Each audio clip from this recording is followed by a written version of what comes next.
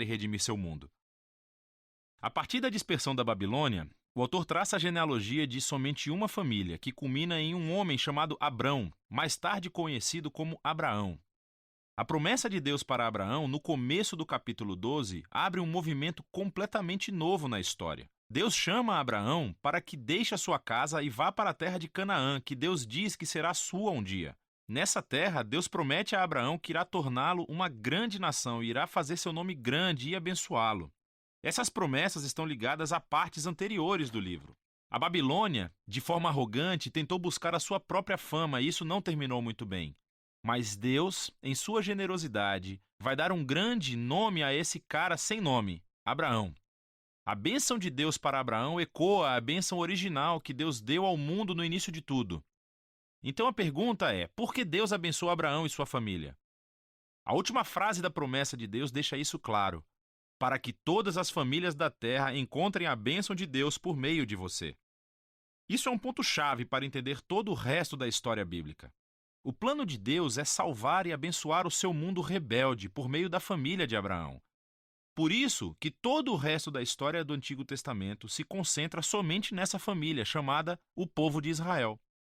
Por isso que Israel mais tarde será chamado o reino dos sacerdotes do Monte Sinai. Deus quer usá-los para mostrar a todas as outras nações como Ele é.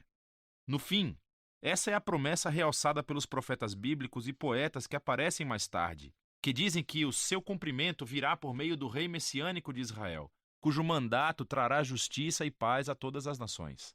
Mas nesse ponto da história, nada disso está claro. Você tem que continuar lendo e ver como a promessa se desenvolve. O resto do livro concentra-se em Abraão e sua família. Primeiro no próprio Abraão, depois no seu filho Isaque, depois no seu filho Jacó e finalmente nos 12 filhos de Jacó. Essas histórias de cada geração são unidas por dois temas principais. Primeiro, cada geração da família de Abraão é marcada pelos mesmos erros. Eles continuam fazendo péssimas decisões que destroem as suas vidas e arriscam a promessa de Deus. Contudo, Deus permanece fiel a eles. Ele continua salvando-os dos seus próprios erros e reafirmando o seu compromisso de abençoá-los e abençoar as nações por meio deles, apesar de suas falhas. As histórias de Abraão. Deus tinha prometido a Abraão uma família enorme. Mas em duas ocasiões diferentes, ele teme por sua vida, porque outros homens se sentem atraídos pela sua esposa. E ele nega estar casado com ela, o que obviamente cria todo tipo de problemas. Não só isso, mas Abraão e sua esposa Sara não podem ter filhos. Então Sara planeja para que Abraão tome uma das suas servas, o que também cria todo tipo de problemas. Mas toda vez, Deus livra Abraão. Nos capítulos 15 e 17, Deus chega a formalizar sua promessa para Abraão com um compromisso oficial, chamado de aliança. Essa é uma cena clássica. Deus convida Abraão para olhar o céu estrelado de noite e contar as estrelas. Ele diz que a sua família será numerosa do mesmo jeito. Apesar das probabilidades, sem filhos e sem maneira de ter nenhum filho no momento, Abraão olha para o céu e simplesmente confia na promessa de Deus. Deus responde por meio de uma aliança com Abraão, prometendo que ele se tornará pai de várias nações, que a bênção de Deus virá para o mundo inteiro. Deus pede que Abraão marque a sua família com o sinal da aliança, a circuncisão de todos os meninos da família. Esse símbolo serve para que eles lembrem que a prosperidade da sua família é uma dádiva de Deus. Abraão termina por ter muitos filhos e morre em idade bem avançada. As histórias de Jacó abordam esses temas de forma ainda mais dramática.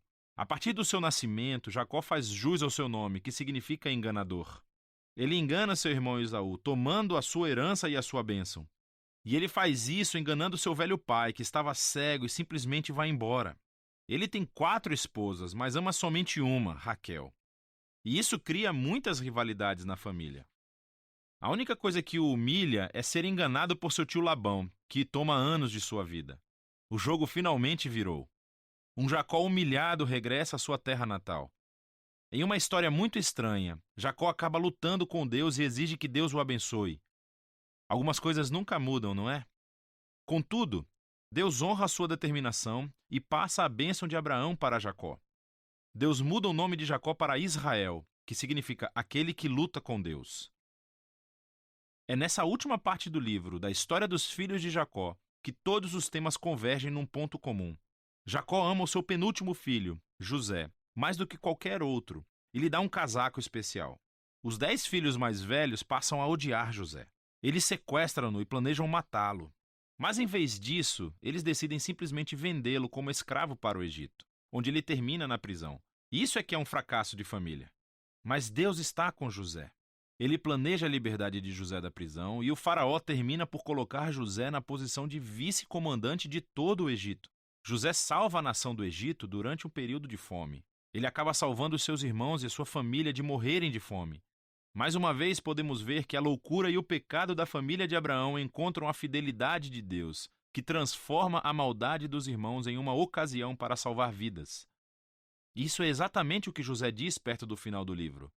Ele diz aos seus irmãos: "Vocês planejaram isso para o mal, mas Deus planejou para o bem, para salvar muitas vidas." Essas palavras são estrategicamente posicionadas no final do livro, porque resumem não apenas a história de José e dos seus irmãos, mas também o livro como um todo. De Gênesis 3 em diante, os humanos continuam agindo de maneira egoísta e fazendo o mal, mas esse Deus não vai abandonar o seu mundo e deixá-lo ser gerido por conta própria. Ele permanece fiel e determinado a abençoar as pessoas, apesar das suas falhas.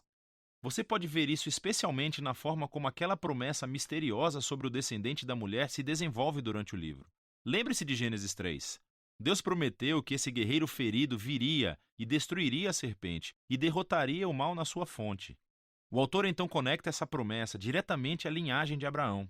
Essa é a parte sobre como Deus trará a sua bênção para as nações.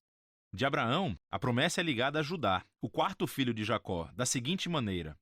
Em um poema extremamente importante no capítulo 49, Jacó, já envelhecido e no seu leito de morte, quer abençoar os seus 12 filhos.